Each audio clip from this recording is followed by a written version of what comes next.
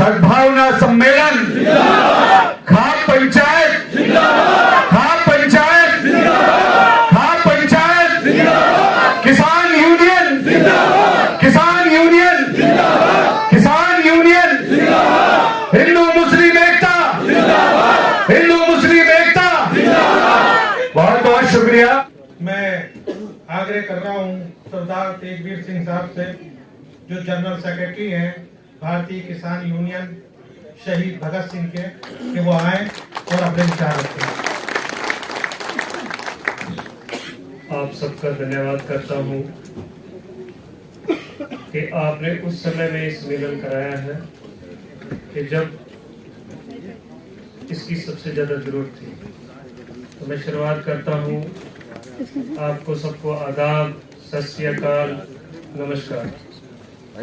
पीछे वालों का हमारे लिए अहम ये है अपना नहीं, पीछे वालों कि हम आज हैं यहाँ क्यों। हमारे एक महरूम बहुत बड़े एक्टिविस्ट थे जसवंत सिंह खालड़ा। उन्होंने बोला था कि जब अंधेरे ने पूरी जोर से अपने पैर पसारने शुरू किए तो दूर एक झोंपड़े से एक दीपक ने सर उठा लिया और उसने बोला कि मैं इस अंधेरे से डरने वाला नहीं, मैं झुकने वाला नहीं, और मैं इस अंधेरे को अपने पास नहीं लगने दूंगा। तो देखते ही देखते हजारों झोंपड़ों से वो दीपक जगमग उठे और अंधेरा दूर चला गया। सोचा था कि सबको पहले सुनूंगा फिर उसके बाद बोलूंगा, क्योंकि लिहाजा उम्र में जो जितने भी मेरे यहाँ काबिल लोग आए हैं उन सबसे छोटा हूं। हम सीखने के लिए आए थे, लेकिन आज सबसे बड़ी जरूरत यहाँ पर क्यों पड़ी, मैं ये बात जानना चाहता हूं कि जब ये जहर उगल जा रहा था कि हम जैसे लोग जो आज यहाँ बैठे हैं, ये काम हमें तब शुरू करना था जब ये चीज शुरू हुई थी। ये हमारी गलती है। हमें ये बात स्वीकार करनी होगी कि जब टीवियों पर हमारे ही लोग किसी दूसरे धर्म के लोगों पर जहर उगल रहे थे, तब हम उनके ऊपर उंगली क्यों नहीं उठाई। कोई मजहब नहीं सिखाता आपस में बैर रखना। हम सब एक हैं, एक थे, एक रहेंगे।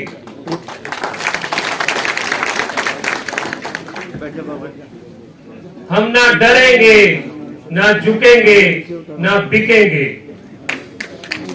लड़ेंगे या मरेंगे। सबने देखा। आपको एक ताजा वाक्य मैं रूबरू कराता हूं कि देश में चल क्या रहा है। डीबीयू यूनिवर्सिटी है गोविंदगढ़ के अंदर, पंजाब की धरती पर,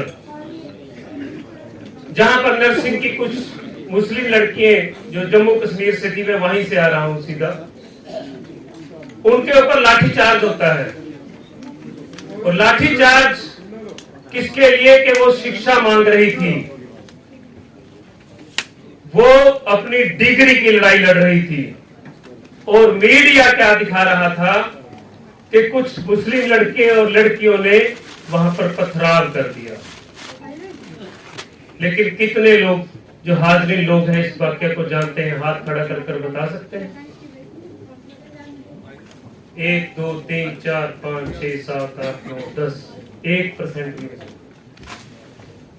आपकी संख्या 1% नहीं है, क्योंकि हम लोग दूर हो चुके थे तालीम से। आज तालीम दी क्या जाती है कि आप पढ़ो, आप नौकर लगोगे, आप बड़ी गाड़ी में घूमोगे, आपका बड़ा घर होगा। नहीं जनाब,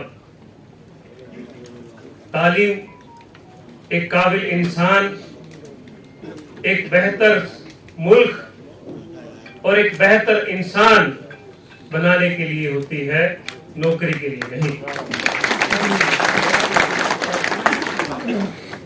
मैं देखता हूं अक्सर कि जब मीडिया के टीवी के ऊपर बहसें होती है, कोई कमी नहीं रखते हमारे लोग भी, ऐसे लड़ते हैं कि जैसे उनका जन्म जात कोई युद्ध चल रहा हो।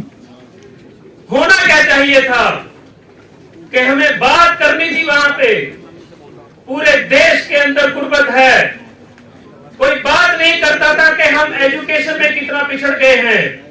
मैं आपको बता देना चाहता हूं, आज वुमेन रिजर्वेशन की बात चल रही है और मुझे बड़े अफसोस के कहना पड़ रहा है कि मोहतरम वहां नीचे बैठी है, ऊपर स्टेज पर कोई क्यों नहीं है।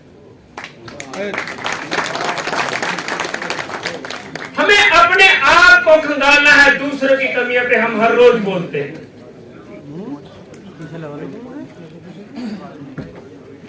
सही बात है, पगड़ी पहनना मेरा धर्म है। मेरे जो नबी हैं गुरु नानक देव जी, उन्होंने कभी नहीं बोला कि हमें किसी धर्म का निदान करना है या किसी धर्म को नीचा दिखाना है। ये हमारा काम भी नहीं है। कोई भी अगर ये बात बोले कि मुसलमान इस्लाम धर्म सबसे अच्छा बाकी धर्म बेकार है, कोई सिख अगर ये बात बोले कि सिख धर्म अच्छा है बाकी धर्म बेकार है, कि कोई हिंदू ये बात बोले कि हिंदू धर्म सबसे अच्छा है बाकी धर्म अच्छे नहीं है, कोई यहूदी ये बात बोले, कोई फारसी बोले, कोई ईसाई बोले, तो ये समझ लेना वो धर्म का ठेकेदार बनकर आपको बेचने का काम करता है। मैं आपसे एक इंतजार करता हूं कि आपको सबसे पहले यह समझना होगा कि आपका दुश्मन कौन है और वो चाहता क्या है। दुश्मन का एक काम है, सिर्फ एक काम, अपने मित्रों की झोली को भरना और हमें आपस में लड़वाना। उनका हर काम, क्योंकि उसने बोला था कि मेरे खून में व्यापार है और व्यापारी अपने बाप का भी नहीं होता।